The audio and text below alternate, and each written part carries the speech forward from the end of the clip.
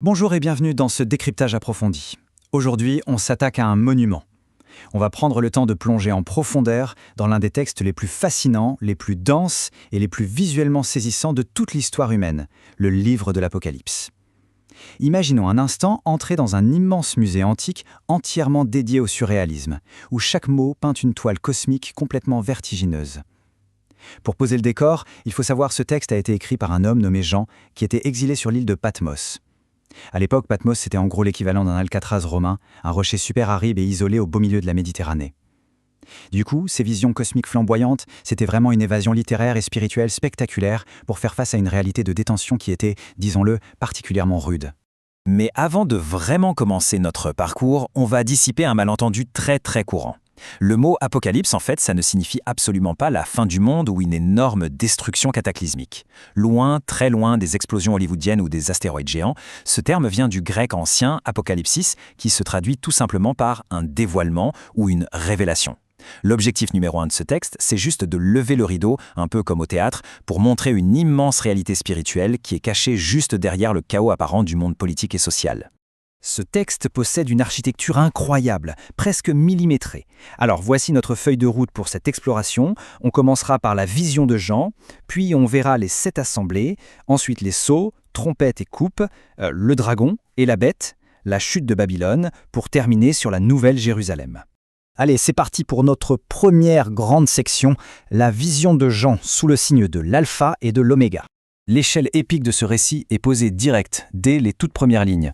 « Je suis l'alpha et l'oméga, dit le Seigneur Dieu, celui qui est et qui était et qui vient, le Tout-Puissant. » Bon, l'alpha et l'oméga, ce sont bien sûr la première et la dernière lettre de l'alphabet grec. Et utiliser ces lettres, c'est une façon d'établir d'emblée une scène cosmique massive. Ça affirme que la force divine qui orchestre cette révélation englobe littéralement tout l'espace et le temps, du commencement originel jusqu'à la fin ultime de l'histoire humaine. L'enjeu est colossal. Ensuite, la source même de cette révélation est introduite avec des détails visuels époustouflants, presque hallucinatoires. Jean décrit une figure divine, super majestueuse, qui se tient au milieu de chandeliers. Ses cheveux, d'un blanc pur et éclatant. Ses yeux, ils brûlent littéralement comme des flammes. Ses pieds ressemblent à du métal incandescent. Sa voix résonne avec la puissance écrasante d'un torrent.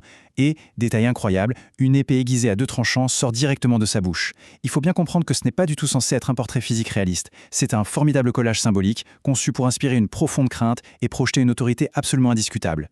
On passe maintenant à notre deuxième point, les 7 assemblées et les fameux messages aux églises.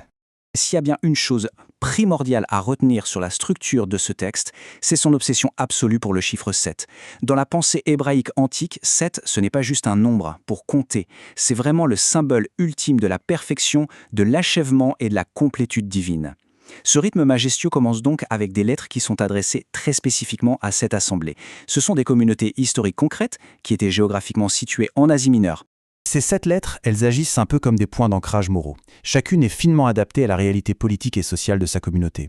On y trouve des éloges très vibrants pour ceux qui endurent courageusement l'oppression impériale et la pauvreté, mais attention, il y a aussi les avertissements cinglants. L'auteur réprimande sévèrement ceux qui s'engourdissent dans le compromis, ou ceux qui, par exemple, à la Odyssée, se croient riches et accomplis, alors que le texte les déclare spirituellement aveugles et tièdes. Bref, l'intégrité sans faille face à un monde profondément hostile, c'est vraiment le cœur battant de ce livre.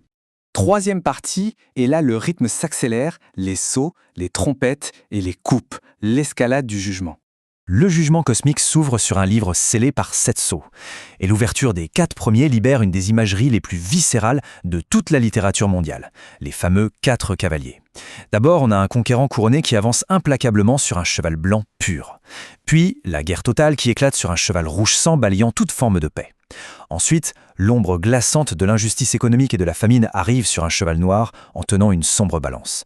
Et pour finir, le fléau absolu, la mort elle-même, qui chevauche une monture au teint pâle, cadavérique, directement suivie par l'enfer.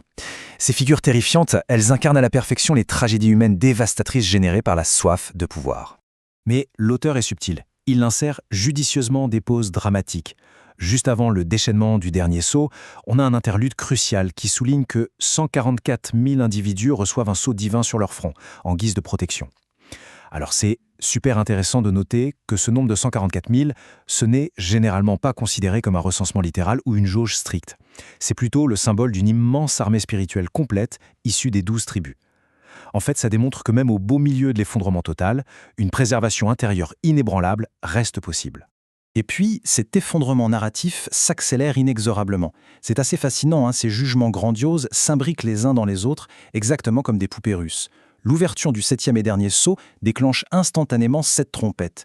Et devinez quoi, la dernière de ces trompettes annonce ensuite 7 coupes de la colère divine.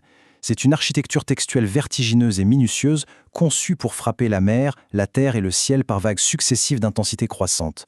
Ce chevauchement permanent prouve une chose, la destruction des empires corrompus n'est jamais un banal accident chaotique, mais bel et bien un démontage méthodiquement orchestré. On arrive à notre 4e grande partie, le cœur du conflit cosmique, avec le dragon et la bête. Au centre même du texte, on tombe sur un contraste d'une puissance symbolique absolument inouïe. D'un côté, on a cette vision éblouissante, radieuse, une femme céleste, drapée de la lumière du soleil, la lune sous ses pieds, couronnée de 12 étoiles, et qui est sur le point d'enfanter dans une pureté totale. Et de l'autre côté, se dressant dans l'ombre, la source absolue du chaos. Un colossal dragon rouge à 7 têtes, l'antique serpent, prêt à dévorer l'enfant dès sa naissance. Sa force est telle qu'il balaye un tiers des étoiles du ciel d'un seul coup. C'est magistral. Cette scène, elle illustre parfaitement cette lutte immémoriale entre le miracle de la création et la brutalité d'un pouvoir destructeur.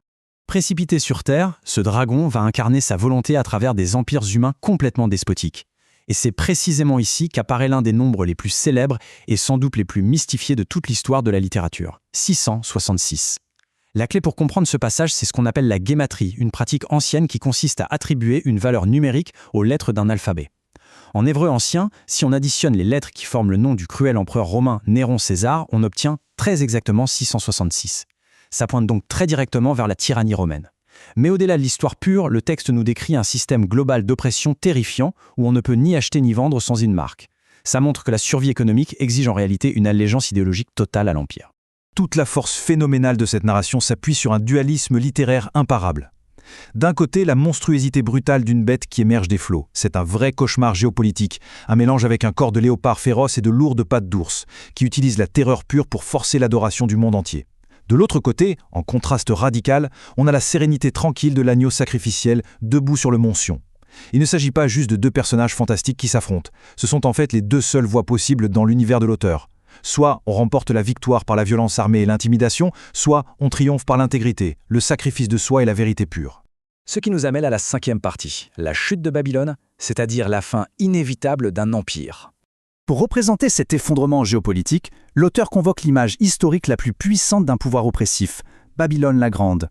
Et les détails sont étourdissants. Elle est dépeinte comme une femme luxueusement parée d'or, de perles et de pierres précieuses, chevauchant effrontément une bête écarlate. C'est l'incarnation visuelle de l'arrogance et de la décadence d'une immense civilisation qui a bâti toute son opulence sur l'exploitation humaine systématique. Elle tient une coupe en or, magnifique à l'extérieur, mais qui déborde littéralement des impuretés d'un système impérial complètement vorace.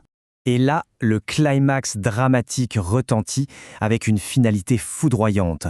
L'ange proclame sans aucun appel possible « Elle est tombée ». Elle est tombée, Babylone la Grande. Le texte nous décrit avec une précision clinique comment les puissants marchands et les riches navigateurs restent à distance, horrifiés. Ils pleurent à chaudes larmes en regardant la fumée dévorer leur immense réseau commercial mondial. Le détail le plus glaçant pour tous ces profiteurs, c'est la fulgurance de la ruine. Cet énorme empire intouchable, construit siècle après siècle sur l'injustice, s'effondre en une seule heure. C'est le crash absolu. On arrive enfin à notre 6e et ultime étape, la Nouvelle Jérusalem, l'ascension dans la gloire. Mais juste avant la rénovation complète de ce cosmos en ruine, il faut s'arrêter sur une phase de transition textuelle fascinante, le fameux règne de 1000 ans, qu'on appelle souvent le millénium. Le récit indique très clairement que pendant cette vaste période, la figure de Satan est solidement liée, enchaînée et jetée dans l'abîme. Ça inaugure un temps d'immense répit, une justice absolue où les martyrs, et plus largement tous ceux qui ont résisté aux empires tyranniques, sont relevés pour régner. C'est vraiment la charnière, le grand préparatif avant le renouveau total. Et soudain, toute la lourdeur et les ténèbres se dissipent. Un tournant majestueux est atteint avec un soulagement spirituel immense. Le premier ciel et la première terre, tellement marqués par la violence humaine, disparaissent. Depuis le trône central, une voix divine s'exclame avec une clarté absolue. « Voici, je fais toutes choses nouvelles. » À cet instant précis, la douleur n'existe plus. La mort est formellement abolie. Toutes les larmes sont séchées. C'est le triomphe éclatant de la recréation, le moment magnifique où le texte s'élève très loin au-dessus de la tragédie pour offrir un avenir radieux. L'architecture de cette toute nouvelle ère est somptueuse. La nouvelle Jérusalem descend lentement du ciel, prête comme une mariée. Mais le truc le plus remarquable dans cette métropole étincelante, ce ne sont pas ces immenses rues d'or transparents ou ces fondations portant les noms des apôtres. C'est plutôt ce qui en est consciemment absent. Il n'y a plus aucun besoin de temple ou de lourds bâtiments religieux pour se lier au divin. Il n'y a même plus besoin de soleil ni de lune. La lumière divine s'auto-entretient et baigne la cité d'une clarté parfaite. Avec son fleuve d'eau de la vie, limpide comme du cristal, on assiste à la restauration totale du Jardin d'Éden, fusionné ici avec l'idéal absolu d'une communauté humaine parfaitement harmonieuse. Pour conclure ce décryptage, il est essentiel de contempler la portée de cette œuvre monumentale. Ce texte n'est pas qu'un vieux récit poussiéreux enfermé dans son époque.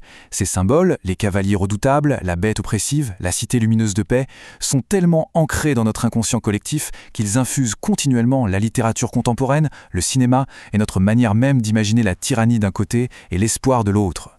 Alors on peut légitimement se demander qu'est-ce que tout cela révèle sur notre besoin humain, viscéral et persistant, de voir un jour la justice triompher définitivement du chaos. C'est une réflexion profonde qu'on gardera en tête bien après cette analyse. Un grand merci d'avoir suivi cette exploration visuelle en profondeur et à très bientôt pour un nouveau décryptage.